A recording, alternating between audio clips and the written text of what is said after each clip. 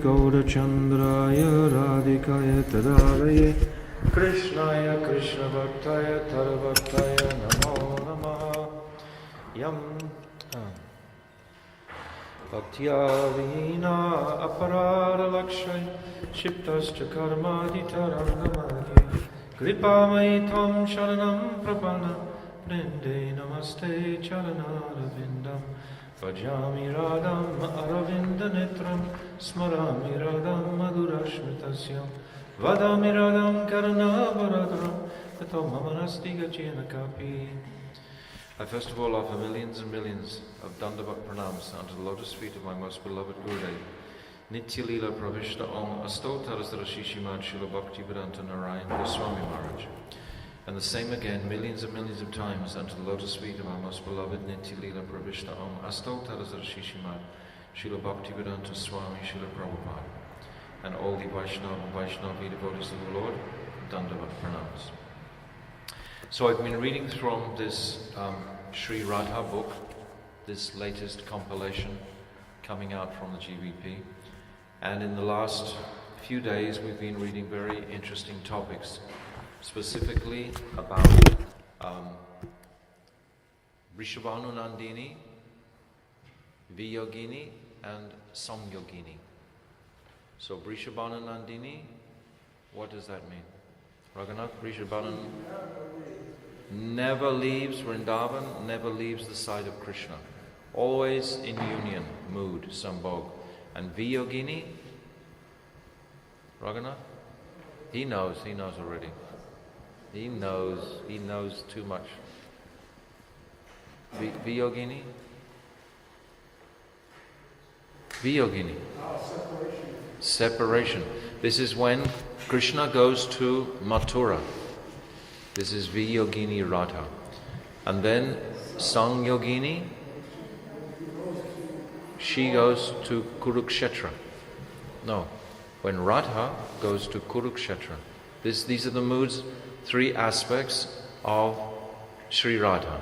And then these were applied to Sachinandan Gaurahari. So we were discussing the prominence of Navadvip and how that is the pinnacle, because it is Madhurya, because there Mahaprabhu has all the sweetest pastimes. There he's not in the mood that he's the Supreme Personality of Godhead. It's full Madhurya. He has his mother, he has his father, he has his childhood pastimes. He has so many things, relationships of that nature, Madhurya. So, and in contrast to that, Puridam, what is Puridam? Vipralamba Bhav. This is Viyogini Radha, or Mahaprabhu in that tasting that mood of Radha in separation. So we discussed also, we read from that Gurudev's 2007 Walking with the Saint book, how Mahaprabhu, he has this potential, so to speak, in Navadvip, and he's tasting internally, Madanakya Mahabhav, this mood internally. But externally, nothing manifests until he actually comes to the Godavari river and meets Rai Ramananda.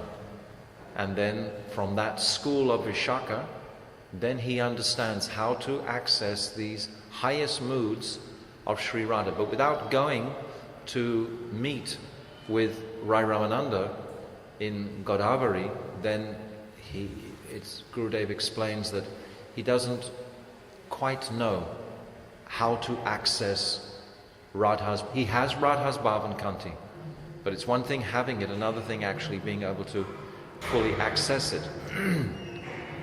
So this is how Scripture describes these different locations of Puridam, the Godavari, and Navadvip Dham in relationship to Mahaprabhu's moods, comparing them to Srimati Radharani's moods. So this is what Gurudev was discussing. These are very esoteric topics, but we should know them.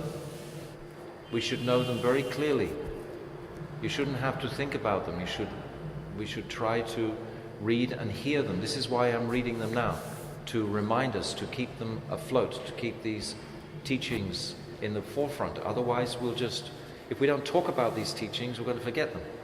That's what will happen. We'll talk about so many other different sorts of topics. So it's important to keep on reminding ourselves of these because when we think of Mahaprabhu in this way, then Puridam becomes very unique and special, as does Navadvip, as the Godavari also.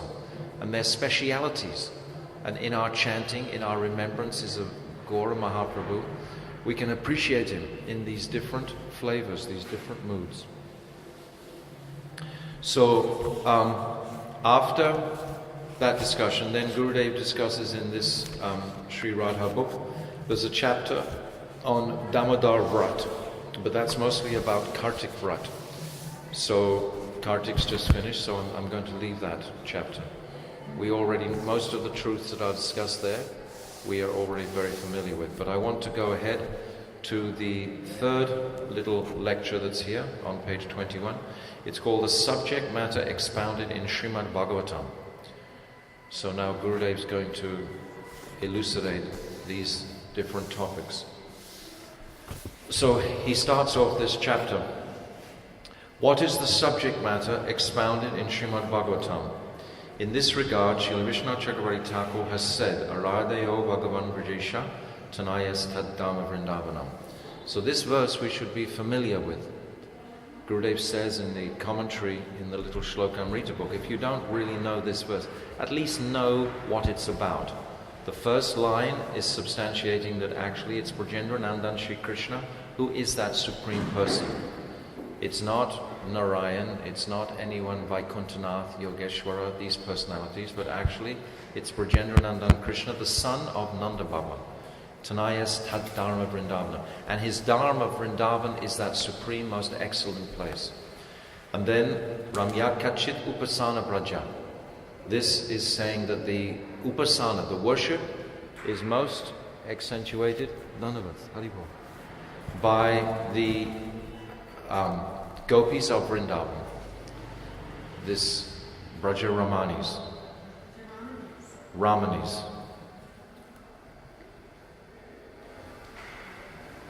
Ramya, there's no long A's. Ramani has an E. So this mood of the gopis, affection towards Krishna, is described by Srila Vishnu Chakravarti Thakur as the highest exhibition of love in existence that the gopis hold. This is called Samartha Rati. This is when it's capable of controlling Krishna.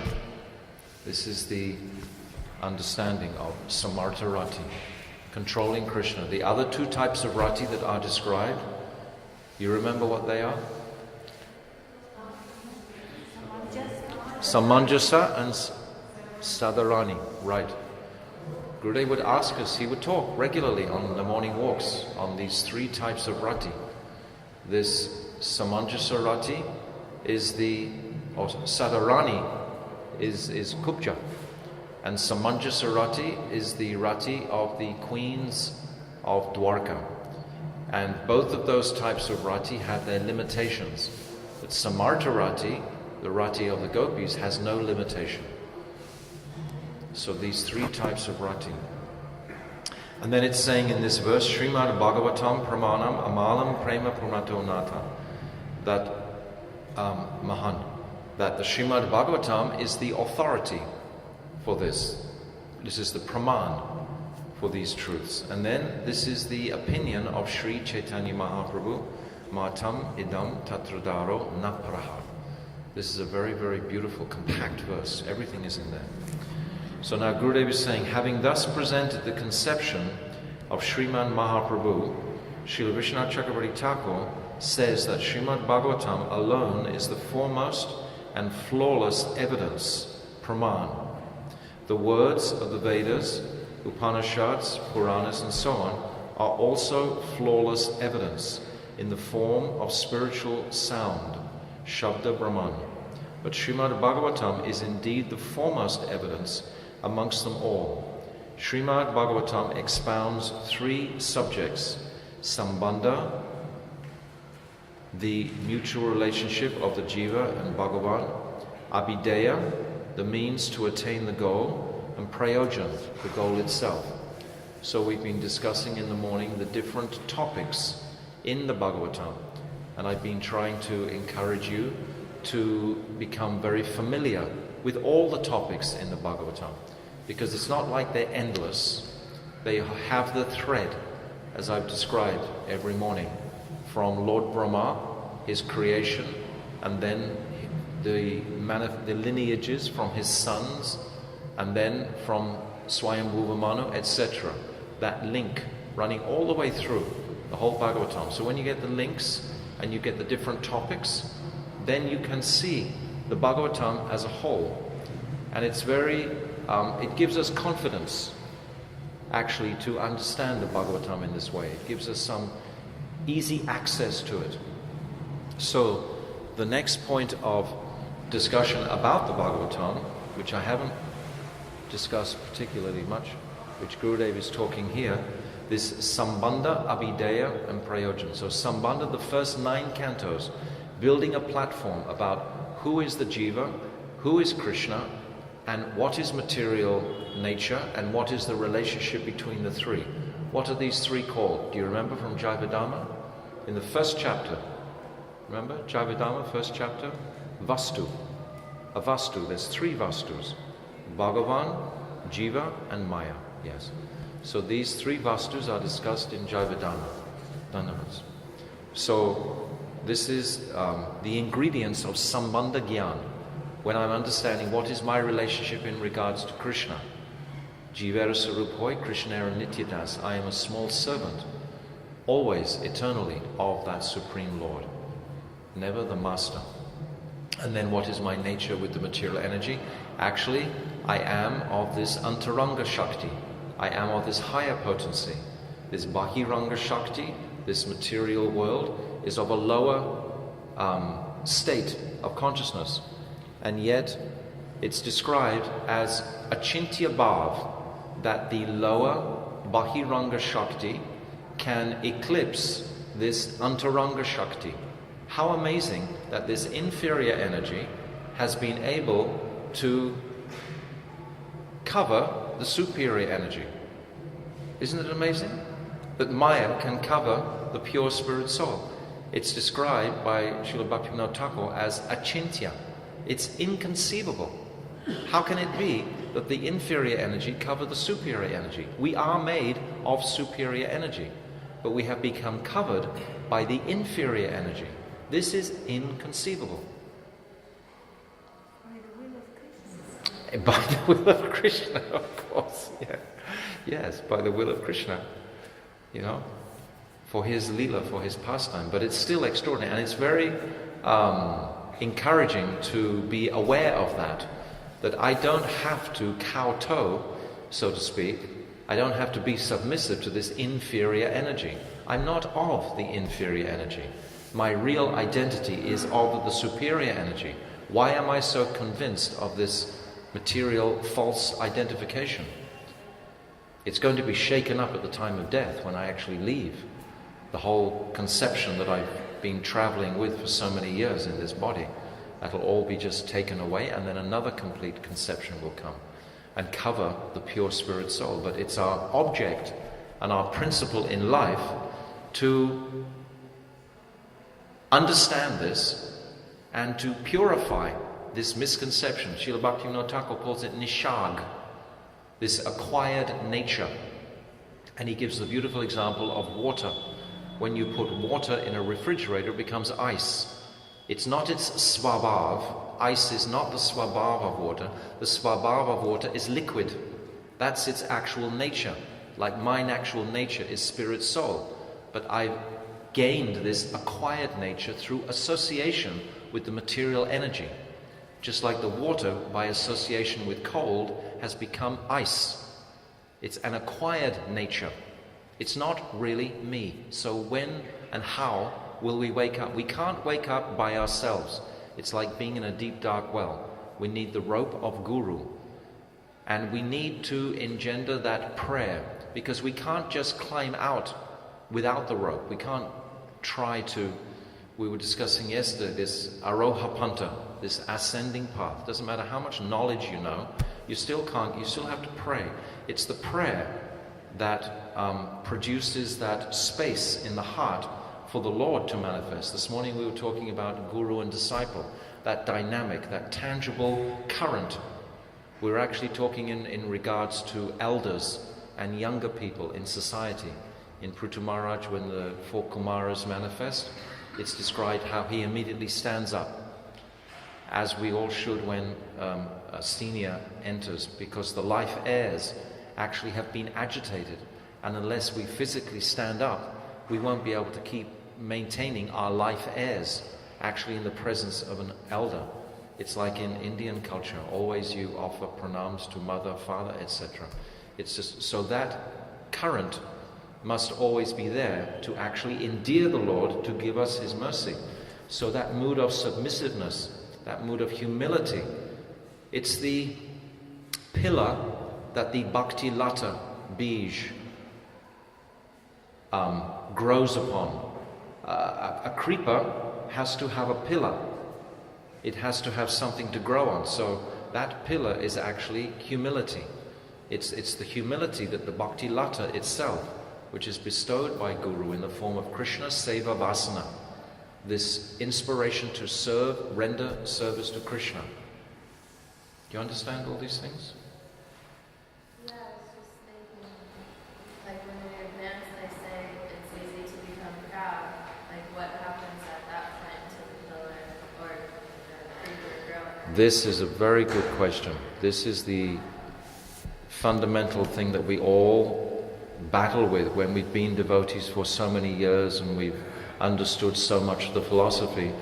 And people, she's talking about what happens when you actually become mature, and perhaps some pride will come in, well, that's not ultimately real maturity, actually. Because if pride comes in at any point, it's an immature vision. It's not acknowledging where is your potency manifesting from. It's interesting, but I've seen with my own eyes, we've seen that different devotees came to Srila Gurudev, and they were very, very prominent personalities in the assembly while Gurudev was here. And then for different reasons they actually left. And we could see that in some of them they just went down. You know, one particular person I'm thinking of, he actually couldn't speak literally for 6 months after he left Gurudev.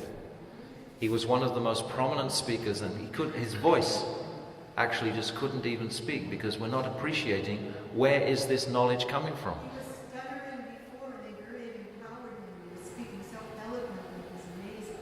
And then when he left, he wasn't physically able to actually speak. So the answer to your question is that real maturity means a deepening of my Shraddha. Shraddha, Shraddha, Vishvasa, Koi, what is it? Nishraddha? Yes. This confidence and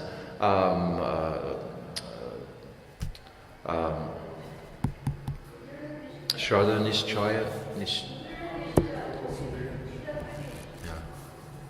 But this confidence, this faith that is growing in the heart. With faith comes confidence. But if that produces pride, then it's only going to create a disturbance for ourselves, and it's going to create a disturbance for others.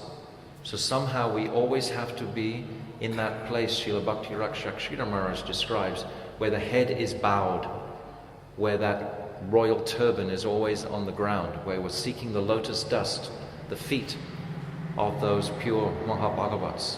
That's the place of real maturity, because that's the power, that's the potency. We see, for example, in Chaitanya Mahaprabhu's Shikshastakam, in the 20th chapter of the Antya Lila, that there's a current of humility going through that. As those verses unfold, Mahaprabhu is becoming more and more and more humble. His whole presentations are becoming more heart-rendering. Actually, that's the dynamic of that. So that quality must be present. But here we're talking about Sambandha. And then Abhideya, the means to attain the goal. So these are in the 11th canto specifically. So often devotees are a little bewildered. Why is the Abhideya after the Prayojan? But if you don't know where you're going, why would you aspire to go there? It's just like, for example, in the Upadeshamrita. If you want to study the Upadeshamrita or to teach it, you have to teach the last 3 verses first to actually show the glories of Radhakund, the glories of pure devotional service. And then the first verses, Vacho Vegam, etc., they all have significance because that's where you're trying to achieve that goal. But if you just go in to begin with and say, yes, control your senses like this can be a challenge because there's no purpose to it. But if you have a purpose to it, yes, because I want to reach Radhakund. This is the purpose in Upadeshamrita. These last 3 verses, they're all about Radhakund. So in that sense, the Prayojan has to be appreciated. Many times with my Gurudev's preachings, he would actually give the Prayojan Tattva first, sometimes for 2 or 3 years, and then he would come into a country and then he start speaking Vacho Vegam, etc. He'd start speaking more strictly, to perform your activities. So this Abhideya Tattva is in the 11th canto. And that 11th canto is principally about detachment. It's Krishna himself demonstrating his own detachment from his family members. From the very beginning of that 11th canto until the very end. There's Shamba, he comes in front of Shambhu. He comes in front of the sages and says, oh, is this a male or a female child? They're just little arrogant children from Dwarka imitating. And then Durvasa turns around finally and curses, oh, you'll give birth to an iron club. And then from this is like in the beginning of the 11th canto. And then at the end, there's the Prabhash pastime where they all go and annihilate all those family members. This is Krishna demonstrating his own detachment from his own family members. Krishna had so much affection for his own family members. Of course, they're his sons, his grandsons, etc. And he has to take them all away to relieve the burden of Mother Earth. They can't remain when Krishna goes. They're just too powerful. If any of them remain, they would create havoc on the planet. So Krishna also has to take all them away. So he's demonstrating through his own example this detachment, and then he's preaching to Uddhava. Most of the 11th canto, the 24 gurus, etc., this is all about detachment. And the Nava Yogendra's teaching, this is also all about detachment. So that's the Abhideya Tattva. And with this detachment, we can access the Prayojan Tattva. You see? It's beautifully synchronized. Huh? Prayojan is all in the 10th canto. Principally in the from chapter 6 through till chapter 38, 39. The Vrindavan pastimes, and then it goes into Dwarka. But if you are aspiring for Dwarka Bhav, then that is the Prayojan for that Aishwarya mood. 12th canto is about the deterioration of Kali Yuga. It's more like information in a sense. And then Shukadev, he leaves there. And then Parikshit, he also leaves. And then after that leaving of Shukadev and Parikshit, then Vyasadeva speaks the story of Markandeya Rishi. And that takes it to the end. The 12th canto is quite short. It's about 13 chapters. No, it's still Abhideya Tattva. It's still Abhideya. Because it's showing the deterioration of the age. So you develop some detachment by hearing about that. From the perspective of Sambandha, only Brajendranandan, Sri Shyamasundar, who always resides in Vrindavan, is the supreme absolute truth. Paramatattva, the supreme object of all worship. Paramaradaya Tattva, and the absolute truth who is unsurpassed and unequaled. From the perspective of Abhideya Tattva, the worship performed by the young brides of Braj is the supreme form of worship. From the perspective of Prayojan Tattva, the incomparable prem of the Brajdevis alone is the supreme aim and object. These three subjects have been explained in Srimad Bhagavatam. So this is the full glory of the Srimad Bhagavatam, just described in one short paragraph. This actually is the supreme glory of the Bhagavatam, because it takes us into this world of Madhurya, this world of sweetness, this world of complete, that Samartha Rati, that complete pure Niravada, that sacred, unbounded love. And because it's of a Parakiya nature and not Swakiya, it's not a marital relationship, then only the teachings of Mahaprabhu can explain this clearly. Therefore, Gurudev states that actually the essence of the Bhagavatam, the conclusion, is actually Gaura Tattva. Srila Vishnu Chakravarti Thakur is saying Bhakti Devi is that Satyam Paramadimahi. But Srila Gurudev is saying that actually Gaura is that Satyam Paramadi. So both are correct. There's no contradiction whatsoever. But how to understand pure bhakti without Mahaprabhu? Mahaprabhu is giving us bhakti ras. I said the other day this beautiful quote from Srila Bhaktivinoda Thakur, that bhakti ras is the function of Krishna bhakti when Krishna bhakti is absolutely pure. When Krishna bhakti is absolutely pure, its function is bhakti ras. It's a nice expression. This is from the 26th chapter of Jayavardhana. So now Gurudev discusses Sambandha Tattva, and he discusses Avideya Tattva, and he discusses Prayojan Tattva. So I was just going to jump to Prayojan Tattva, but perhaps I should read through Sambandha also. What do you think? What do you want? It's up to you, you tell me. Everything will be better. But I'm limited because tomorrow is the last class in the evening. So we don't have, it's the last one I'm doing. Tuesday night. I'm leaving on Wednesday. Huh?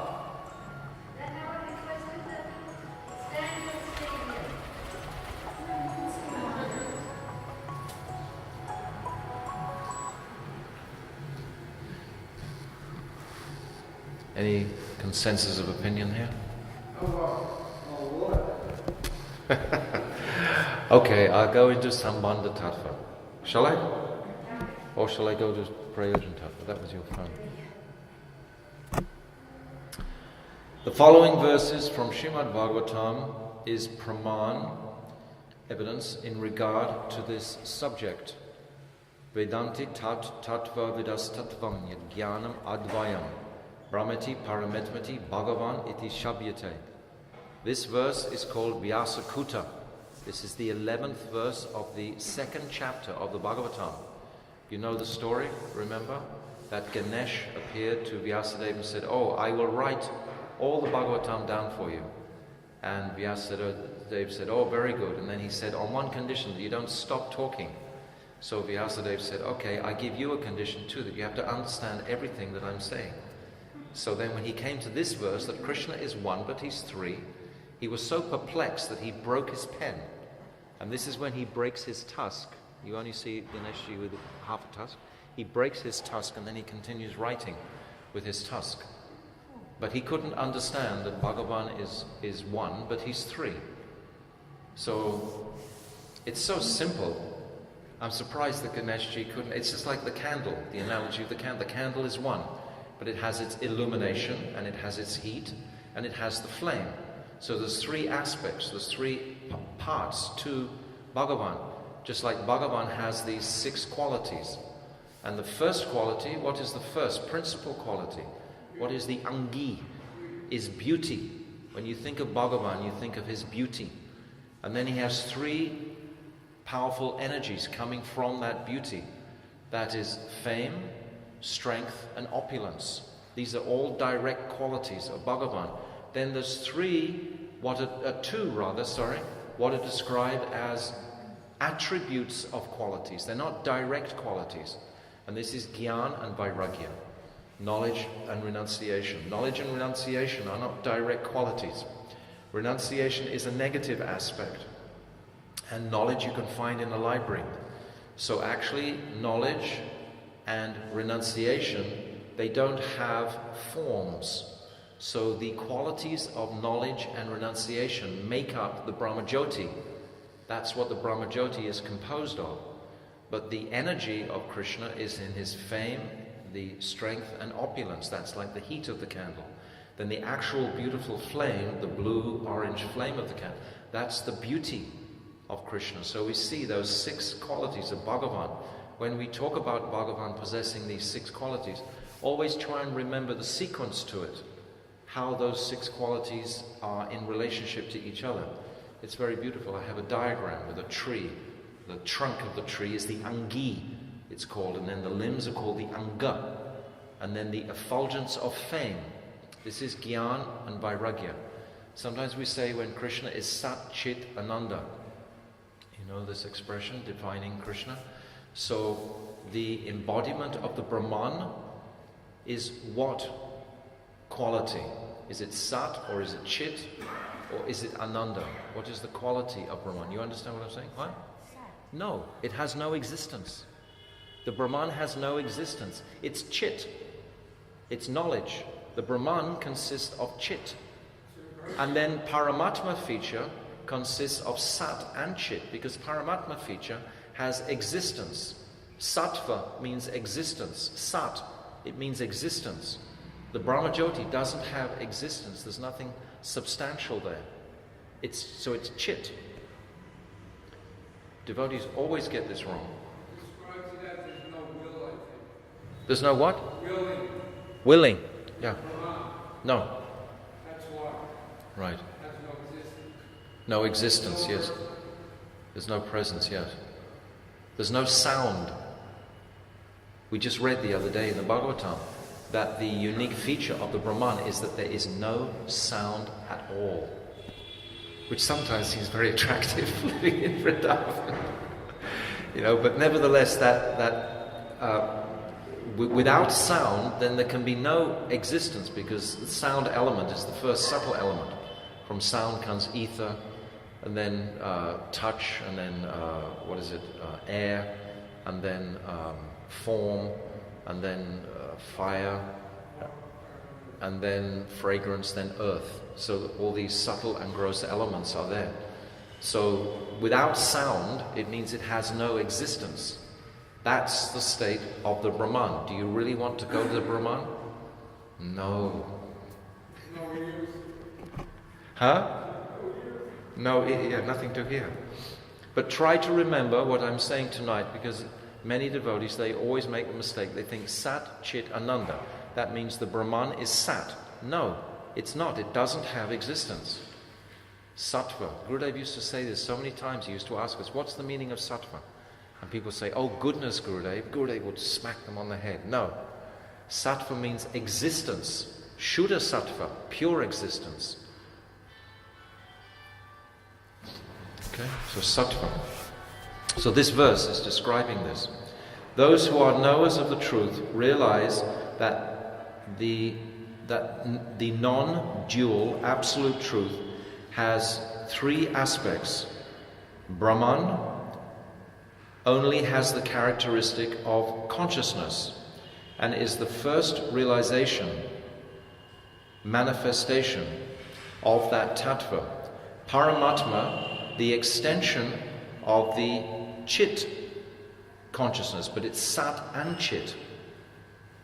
Brahman is Chit, and Paramatma is Sat and Chit. Is the second manifestation, and Bhagavan, who manifests as he who performs transcendental amorous pastimes, is the third realization of that tattva.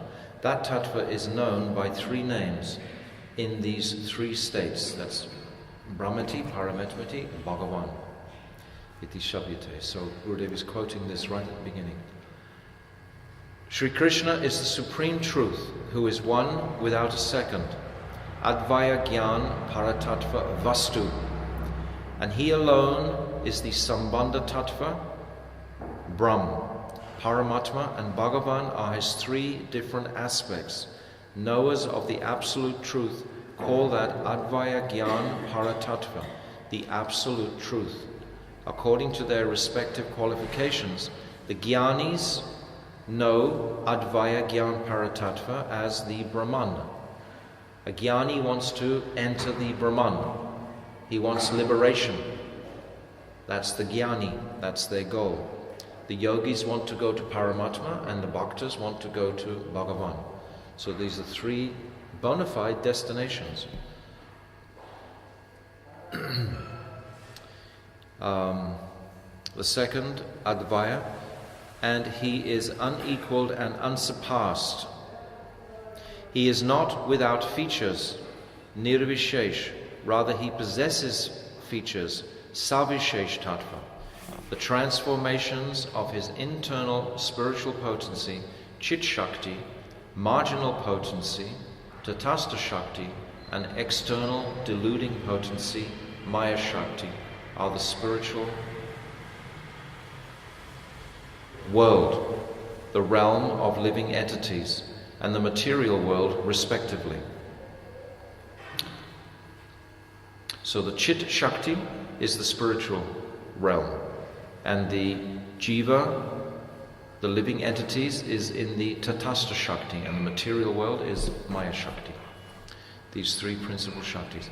Although the living entity is transcendental, Chit Tattva, he considers himself related to the material body and material objects. This is what I just said before, about the inconceivable reality that we have been covered by an inferior energy. We are of superior energy.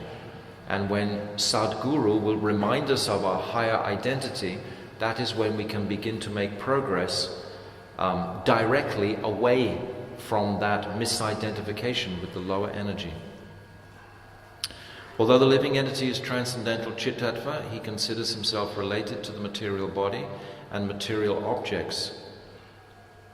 Spirit never becomes matter, but by the influence of the inconceivable potency of Bhagavan, this Achintya Tattva, which makes the impossible possible, the living entity considers himself to be a product of the three modes of material nature. This happens due to the deluding potency of Bhagavan. And this is remarkable because I am hanging on to that misidentification. That misidentification is not directly affecting me, but I myself am holding on to it, just like I'm holding on to a tree and I'm shouting out, "Let go, let go." I'm the one who's holding on to this misconception of my identity as being the material body. It's all my fault, not Krishna's. This is the suffering that goes on in this material world. They like to blame Bhagavan for that. But I am the one who's created all the misery by my holding on to this illusion. It's harder to hold on to the illusion than let it go. One day I'll let it go.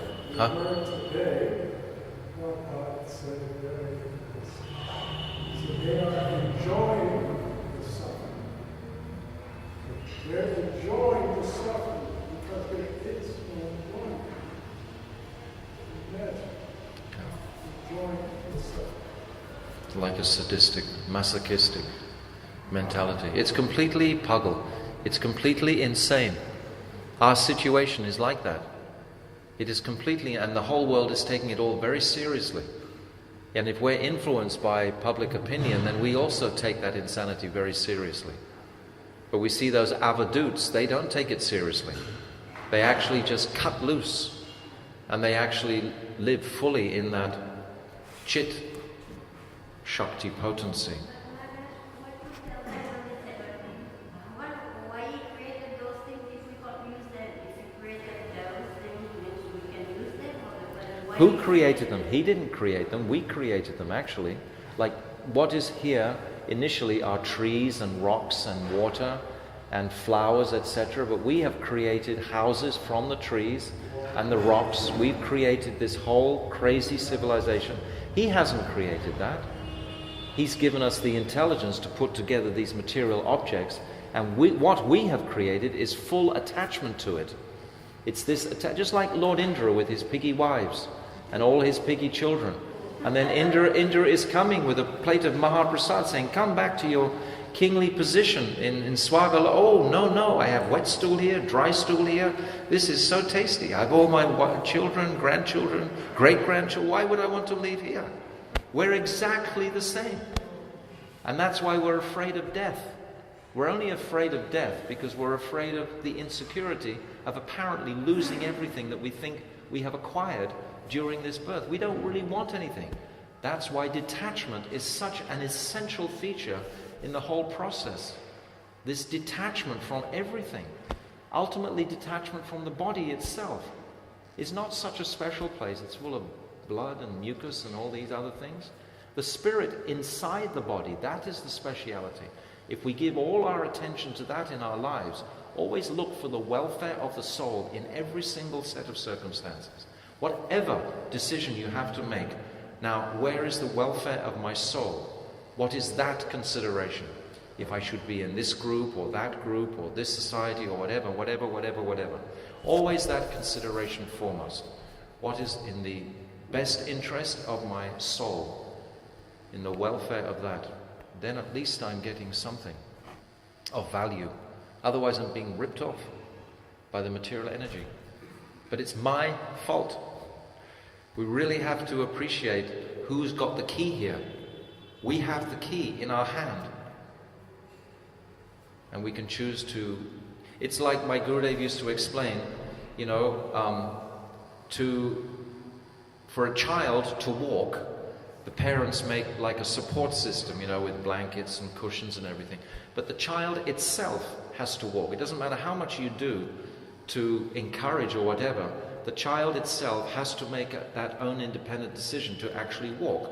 So we also have to make this independent decision to actually walk. That's why sometimes, not always, but sometimes, an institutional life can erode that individual, independent mentality that's needed. If you're too much under a strict environment and institutional, and everyone's acting like the same, and you're all, saluting everything like that, like in the army, then actually, it's very difficult to wake up your independent, unique, special, remarkable nature. The view of freedom is directly proportional to the purity. Yes, that's very nice. That's very nice. The level of purity, our degree of freedom is directly proportional to the level of our purity. Yes. The more Eventually we have that access to how we can with purity is freedom from guilt. It's that guilt, that fear that inhibits us, that actually stops us from allowing our own full blossoming soul to actually wake up. Srila Bhaktisiddhanta Saraswati, he says that a society without a Mahabhagavat at the head is no better than a society of drunks. Without the Mahabhagavat, you see, the Mahabhagavat can utilize an institution and can elevate it, but when the Mahabhagavat is not present and someone else tries to take that role, then all, pandemonium can happen. Yes. So we have to be cautious for that. What are we going to say, Gopi? Fear. We talked about that this morning, yeah. Or last night. We discussed that.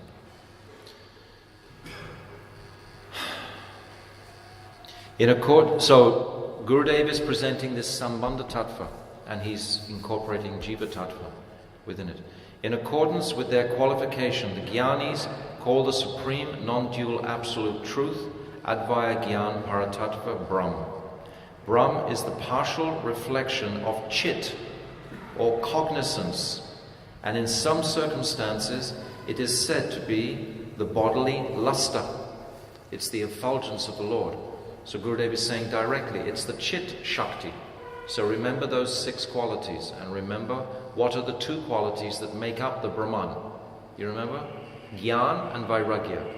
These are the 2 qualities, and they're not really qualities. They're attributes of qualities. Like if you think of the quality of strength, you have to have a person who's strong. If you think of famous, there has to be a person who's famous. If you think of someone who's opulent, there has to be an object to the opulence. But knowledge can be impersonal, and renunciation also is negative. So it's not like an adjective describing an object directly.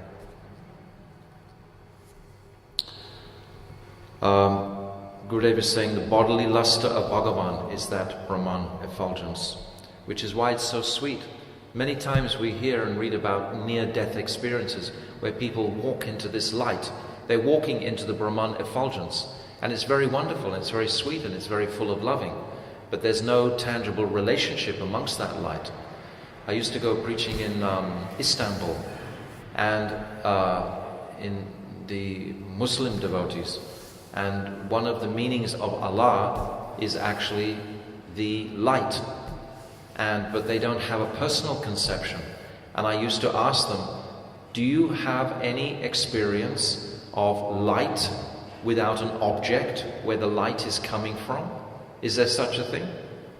Is there such a thing? Can you have light without an object? It's either the sun or the moon or the electric light or a candle, but there's always an object behind the light. You can't just have light without an object. There's no such thing. So what is the nature of the object? I used to tell them this, and it used to blow their minds, because they had to, they had to reconcile with their impersonal philosophy, and they couldn't, because it can't be reconciled. There has to be an object to light. In Chit, however, there is an absence of eternal existence. I wasn't expecting to do this Advaya Gyan Paratattva tonight. It was supposed to be Prayojan Tattva, but you didn't give me the green light for it, so we're back into Advaya Gyan Paratattva. Okay, must be Gurudev, he wants that. In Chit, however, there is an absence of eternal existence, Sata, and pleasure, Ananda. He who, being the size of a thumb, is present in the hearts of all beings as the witness of their activities as paramount. One feature about the Brahman, just to remind you, my Gurudev used to explain that once you go to the Brahman, like a Jnani, you're there forever. Because I'd always understood something differently. I thought at some point that spirit soul, something in the consciousness would wake up, and again you would come back and try and create a personal relationship with your mother, father, etc. in this world, and then gradually overlayer it into the spiritual conception. But Gurudev used to describe it like when you cook seeds. If you cook some chickpeas in a fry pan, they're never going to sprout again. You've killed them. You've killed the original swarup of that jiva. It's been cooked in the Brahman. Like a jnani is very knowledgeable, and knowledge can purify so many things, but it can also kill the spontaneity of the jiva. And we can look at an analogy, like chemotherapy, for example. If you have cancer and you take chemotherapy, it kills the cancer, but it kills everything else as well. So Gyan is like that. It'll kill the disease of attachment to this world, but it'll also kill your personal conception. It also has the danger of doing that. So it's a very fearful place to go, actually. So these jivas that have been cooked in the fire of Gyan, they merge into the Brahman feature, and they can never be released from that, except if someone like Narada Muni or Angira Muni or Parvata Muni come through those celestial airwaves, and the dust from their lotus feet, a particle actually touches that jiva and can reignite the desire, because it's desire that keeps us alive, and that desire to be fulfilled has to come back to this world to be purified, to go to the ultimate destination. But it's also described by Jiva Goswami in the Laghu Bhavanamrita that when the jiva does merge into the Brahman, he's not conscious of service, but the illumination from the pure spirit soul, it enhances or adds to Krishna's own effulgence. So even in that state, the jiva is actually serving. Even the jnani who merges into the Brahman is serving Krishna by the light of his effulgence, adding to Krishna's effulgence. That minute particle is actually, this is how Rupa Goswami explains. So you can't avoid service. So service is always there, one way or another. If that Brahman is an eternal place, which it is, and if you get placed there eternally, you're still doing some service by the light of your Jivatma. You understand? I thought that was interesting. Huh? You understand? Huh? I know. Yes, by hook, by crook, anyway. Even you don't want to serve still. The light of your Jivatma is supporting his Brahmajyoti. How often do people actually merge into the Brahman? I've often thought about that, Gopi. I mean, we don't hear about them because they merge into the Brahman, so we don't see where they go. You know, but basically, I presume it's some yogis sitting in the Himalayas on top of some mountains that I haven't met before, that they actually, merge their bodies. What do you think about that? I mean, you don't hear about them because they go. Seems like a hard process to go through. So hard. But no sweetness at the end, no anand, and no sattva, no existence. That's why. Yeah, just all empty, nirvishesh. No, it's being cooked. They had root, but it's being cooked, just like the seed on. Be what? It's like a popcorn. Yes, it can't sprout anymore. That's it, finished.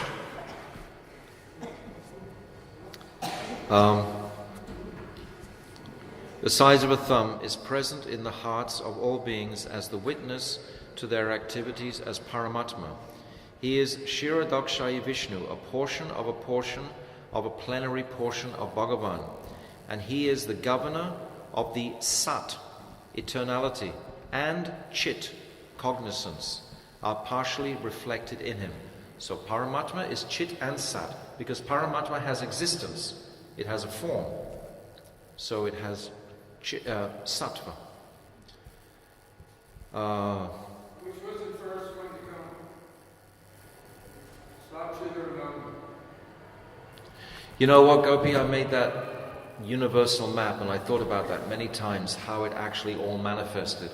And my final meditation was, it's like if you throw a rock in a pool, it just all manifests simultaneously. It's not just, we'll do this first and then after a few thousand years, then we'll do this like that. I don't believe it can be like that, possible. Krishna is a very quick thinker. It just manifests like the Big Bang, like the explosion, whatever. Reflected in him. But he is devoid of anand, bliss. Eternality, cognizance, and bliss are displayed in their full form and highest aspect of Bhagavan. This is all Sambandha Tattva. This is all Advaya Gyan Paratattva is Sambandha Tattva. Actually, you should study Advaya Gyan Paratattva in the morning, when the mind is awake. In the evening, it should be more Ras Tattva. That was my intention. I was going to go to the Prayojan Tattva, but we didn't get the backing. Huh? Well, now I'm into it, I have to. Chit means what? She's forgot. Tell her. What does chit mean? What does chit? Huh? Knowledge. What? Who said existence? Throw her out. Throw her out. Sat. Sat.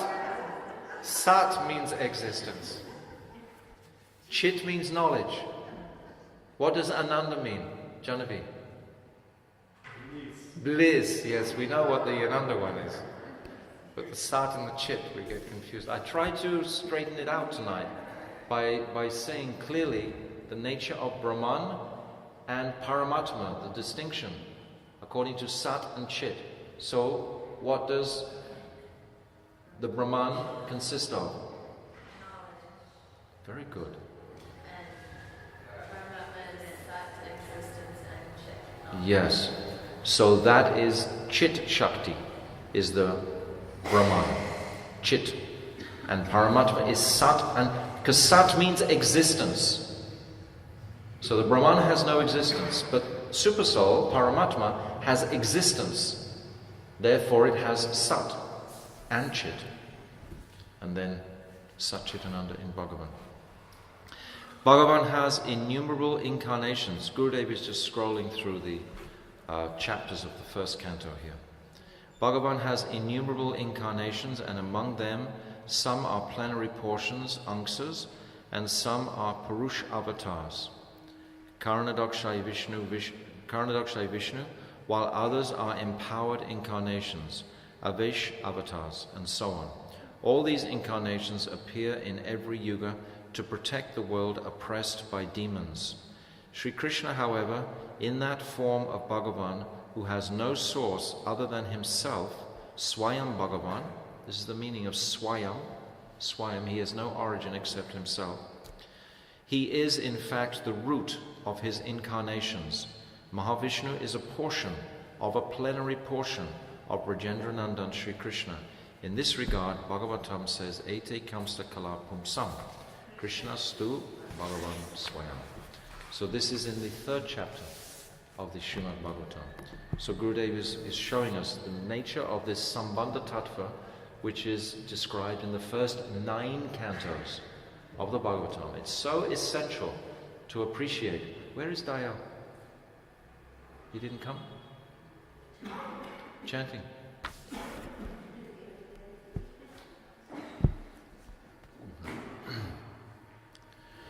Srila Vyasadeva, by the influence of Bhakti Yoga, fully concentrated his purified mind, and in his natural internal samadhi, he saw Sri Krishna fully endowed with his bodily luster, his plenary portion, and his Swarup Shakti.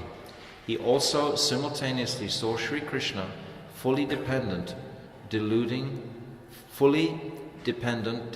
external energy, Maya, standing ashamedly behind him. And then Srila Vyasadeva says, Bhakti Yogena Manasi, Samyak Pranihite Male.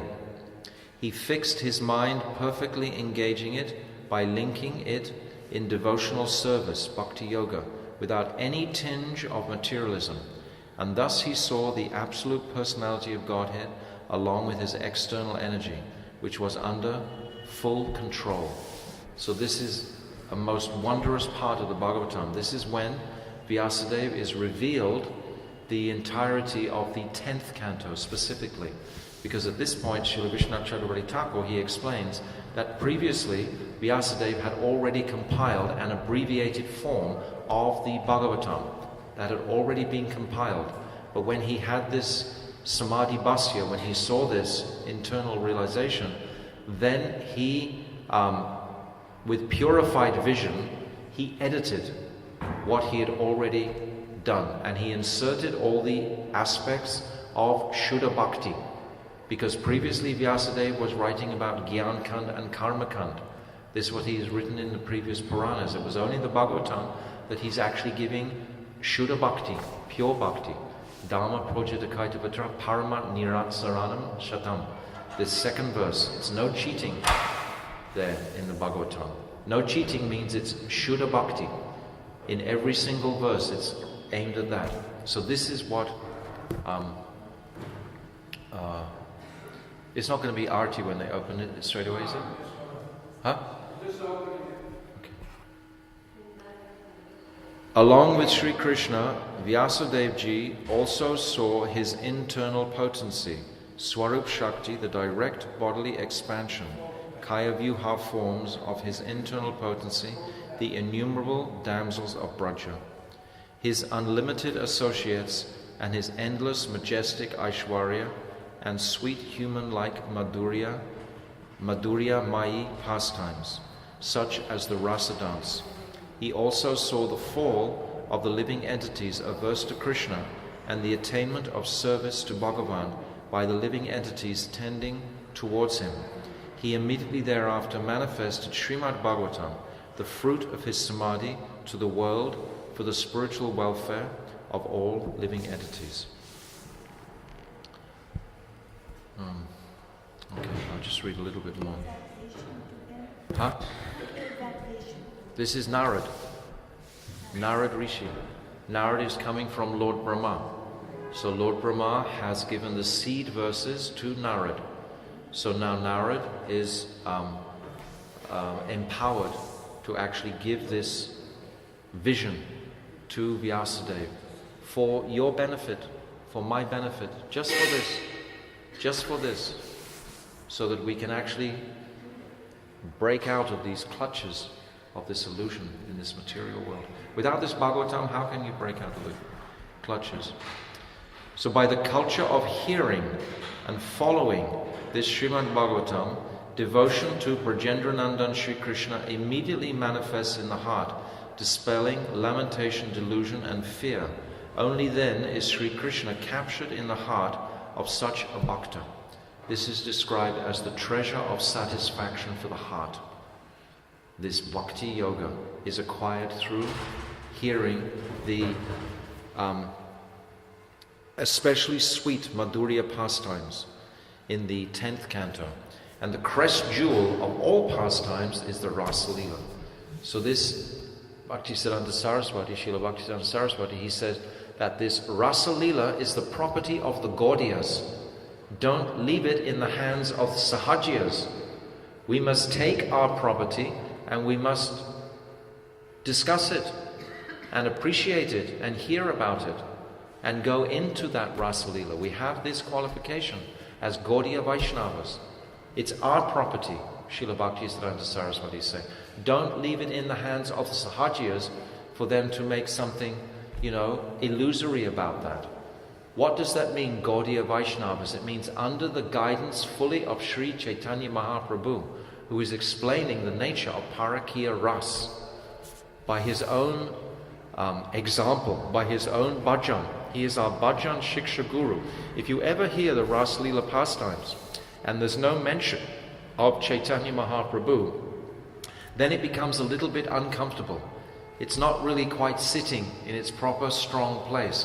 But when you hear it under the guidance of Mahaprabhu and you're hearing it along with Gaura Katha, then it becomes very digestible.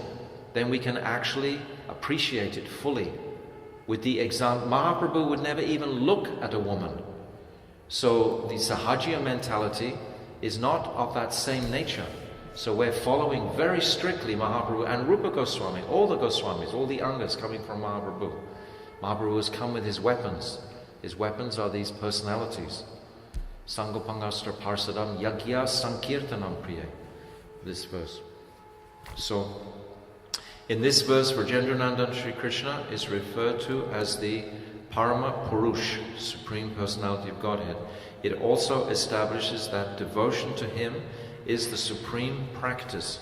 But now we have this wonderful dynamic where for most of us, I don't know where you're coming from, but for most of us we came from Srila Bhaktivedanta Swami Prabhupada. That was our root. And he taught us that Sri Krishna is the Supreme Personality of Godhead. And my Gurudev often would say, your Prabhupada has taught you he's the Supreme Personality of Godhead, but I have come to teach you that he's not the Supreme Personality of Godhead. Huh?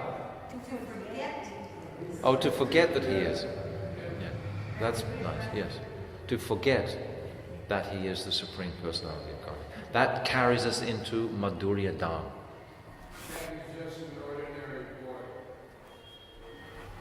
That's what we're praying to have the conception of. But simultaneously, we still have to know Tattva Vichar, which is what Gurudev himself is explaining tonight. This Sambandha Gyan is called Tattva Vichar. We haven't reached the Rasa Vichar. Rasa Vichar is full consciousness of this. Four-headed Lord Brahma, the original Guru, has also expressed the following in his own prayers. Aho Bhagyam, Nanda Gopa Brajokshanam, Yan Mitram Paramanandam, Purnam Brahma Sanatanam. Aho, Sri Nanda, Yashoda, and other Gopas and Gopis of Braj are fortunate that they are really fortunate because you, the eternal complete Brahm, the embodiment of the supreme bliss, are their own relative and well-wishing friend. This is a beautiful dynamic of Braj Leela, is that actually everyone is related to Krishna in Vrindavan. They're all his first, second, third, fourth cousin. Everyone, the whole of Braj, they're all related to Krishna. If we read that beautiful book, that Radha Ganadesh Deepika, we see all these different relationships directly with Krishna. The meaning is that the supreme well-wisher of the Brijbasis, Sri Krishna, is the eternal Brahm and full of supreme bliss, Bhagavan himself. Nirvishesh Brahm is but the luster of his limbs, and Paramatma is but the portion of his plenary portion. Gurudev also describes in his Bhagavad Gita that Paramatma feature is actually not eternal, because when this material world is destroyed and the Mahapralaya takes place, then where is Paramatma? Paramatma is no longer existing. So Paramatma feature itself is not eternal. It has time influencing it. Paramatma. Shirodakshai. So Shirodakshai Vishnu goes back into Garbhodakshai Vishnu, goes back into Mahavishnu. At the time of the Mahapralaya, when Mahavishnu breathes in, then all those universes, they amalgamate back into the elements and come back into the body of Mahavishnu. So Paramatma, it says directly in the Bhagavad Gita, in the commentary, directly, that Paramatma is actually ultimately not eternal. He's only here to accompany the Deepa. Yes. Okay, we're going to stop now. We've reached Abhidaya Tattva, but we may miss that tomorrow if you want to read, and we'll go to Prayojan Tattva. So, But he won't be living Vrindavan until he completes the book. So Forget yeah, Shri Gurudev ki jai, Shri Radha our supreme shelter ki jai, Ananta Kota Vaishnava Vrinda ki jai, Gaur Premanandi Hari Hari Bol. Hare Krishna, Krishna Krishna, Hare Hare, Hare Rama, Rama Rama, Hare Hare.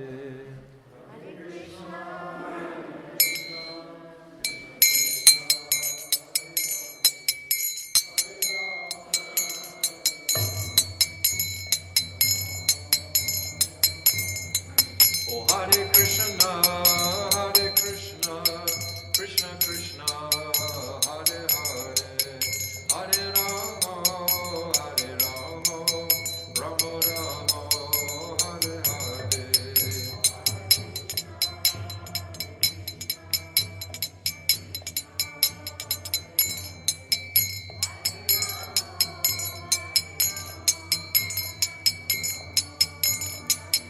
Nitai Gaura Hari Bol, Hari Bol, Hari Bol, Gaura Hari Bol, Nitai Gaura Hari Bol,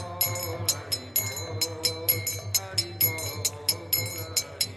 Nitai Gaura Hari Bol, Hari Bol, Hari Bol, Gaura Hari Bol.